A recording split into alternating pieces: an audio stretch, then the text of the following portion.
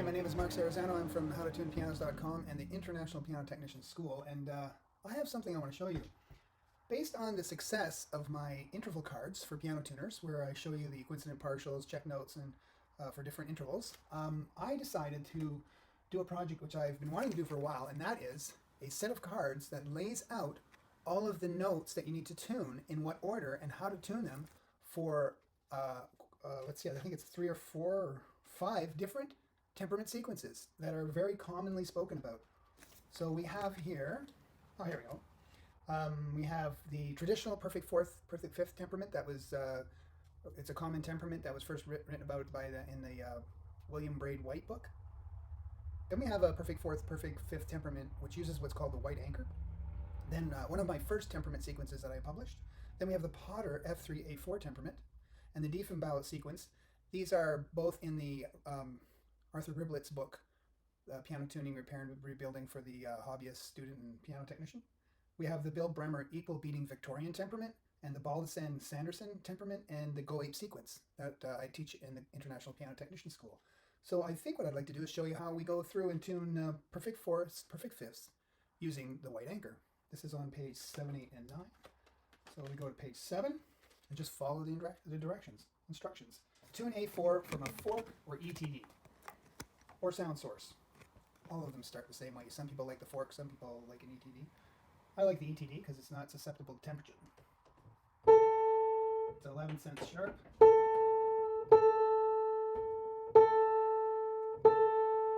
There we go, 0 cents. And then the next step says tune A3 from A4 as a pure 4-2, F3A3 equals F3A4.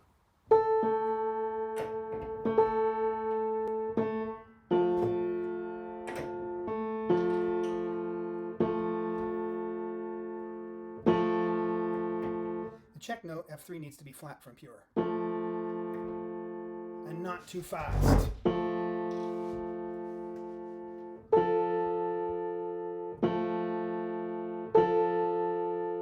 The interval cards would tell you that that's the coincident partial right there. So that's where we're listening. Okay. Take that. Next step, tune F3 so that F3A3 is about 7 beats per second, as fast as you can tap. That's a lot slower than I can tap. That's about as fast as I can tap. Then tune D4 from A3 as a wide fourth. FA equals F, or is slower than FD. So we're tuning D here.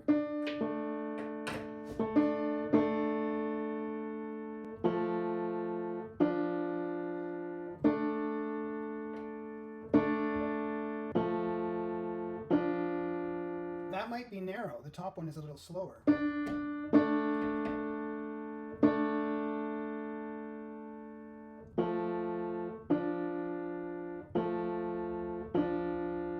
The fourth is supposed to be about 1 beat per second. Some of the other techniques mention that.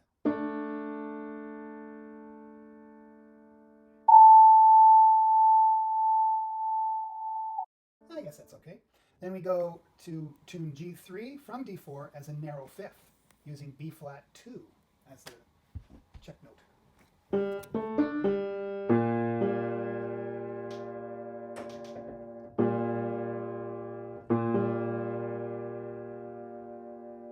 Again, it has to be flat of pure, not too fast, not too slow.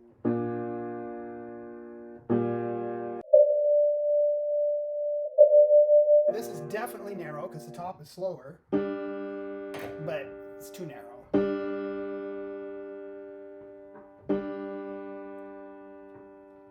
The interval cards would tell you that that's the coincident partial. All right, so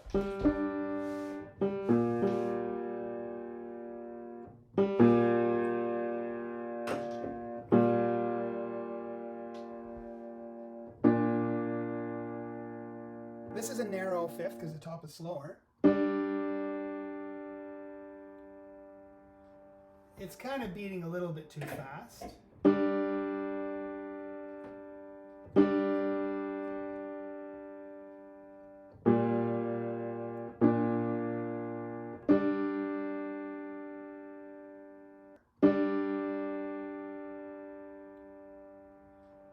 it's kind of beating a little bit too fast.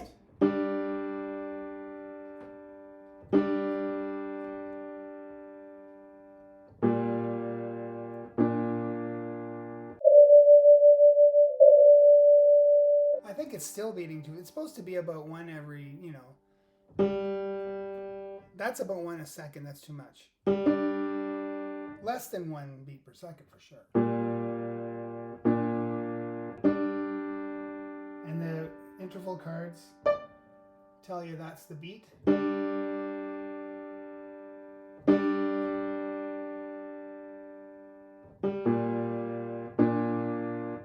Okay, so that's narrow. And then the next thing to do is tune C4 from G3 as a wide fourth with D sharp 3 as the check note. C4 from G3 with D sharp 3 as the check note.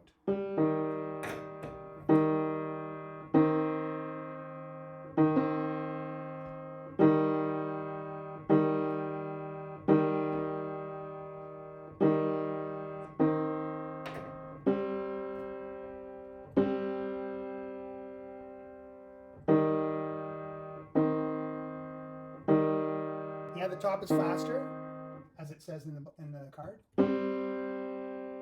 And that's, I guess that's okay. It sounds like it might be a little pure. But then the next thing, this is the white anchor now. F, G, A, C, D, that's been tuned. It's called the white anchor. And at this point, we check the size of F3, C4, which should be slightly narrow. If not, retune D, G, and C.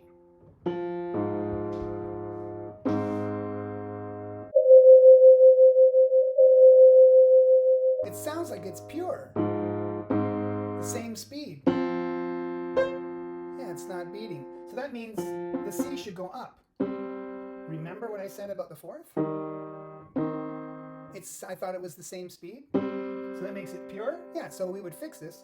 No, we'd have to bring the C down to make it narrow. That would make this narrow, so this has to come down.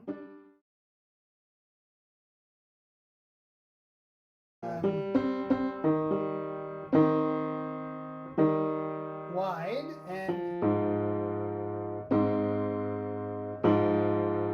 and narrow. Okay, so this kind of gives a nice locked-in approach to put together the FA, which we guessed at 7 beats per second. Is that the right speed? The white anchor doesn't really help you with that, but it helps you kind of fit those together so that this way.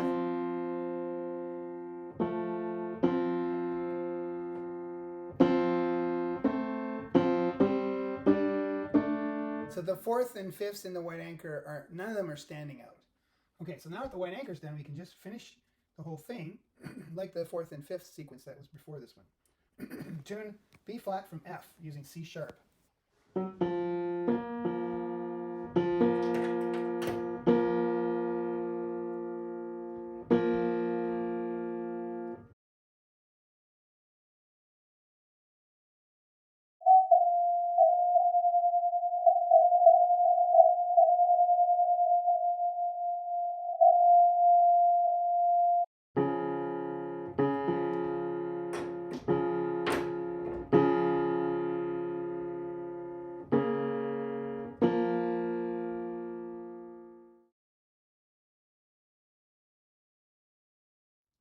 The next thing is to check all of the, and this is the refining procedure for all of the sequences in the set, except for the Go Ape sequence, which has its own simpler refining procedure.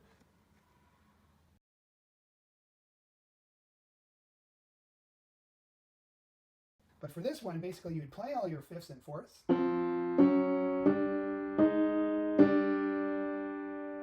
That one stands out for me here. So now we can assume it's too narrow, because what I teach is that when a fifth is ugly, it's probably because it's too narrow. Because it's supposed to be a little narrow, and if we're a little bit off, it's going to be pure or too narrow. If it's a lot off, it'll be wide and ugly because it's wide. But we can always check with using the interval cards or just knowing that the check note is B flat. It's too narrow. refinement procedure discussed in the back says now we have a crime and two suspects, G or D. So we need to go and ask some witnesses. So G we think is too high. It's one of the possibilities. So if it's too high, the major third would slow down.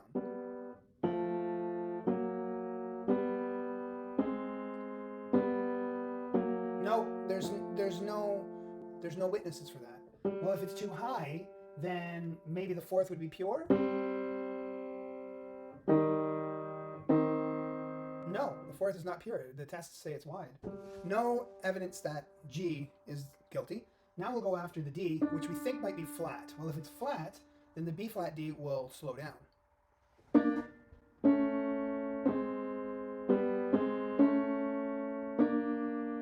It does. That's a witness that says the D is guilty. Another thing that would cause the D, that would show that D is flat, is if AD is pure. Or narrow. It sounds a little narrow. We could also check that the sixth is too slow. A little harder to hear because it's supposed to be the slowest sixth.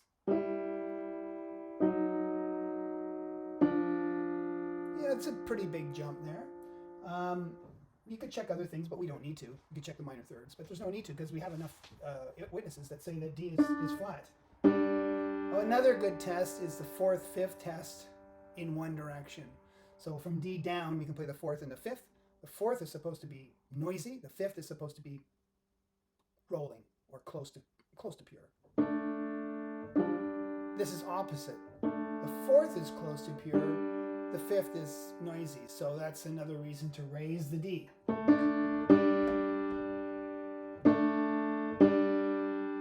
there you go. We got rid of the noisy fifth.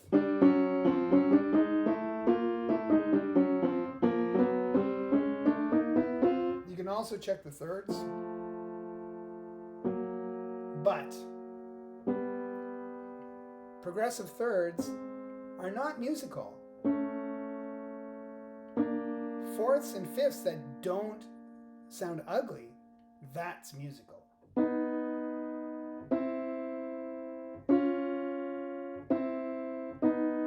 So this third slows down a bit. So let's go find out if there's a fourth or a fifth that could be improved because of this. So the top note might be low, which would cause that to sound ugly.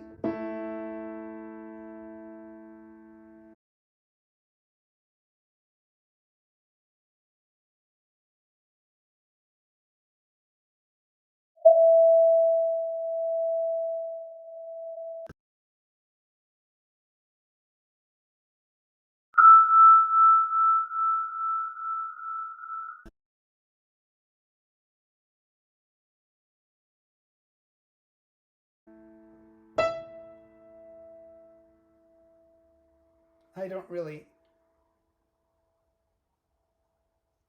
It might be beating 1 beat per second. Well, what about the C? If the C was too high, then this fourth would be ugly.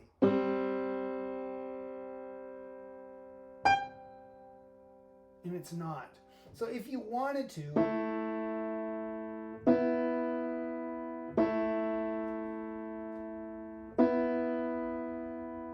Yeah, I don't really see much evidence in fixing that third that slows down.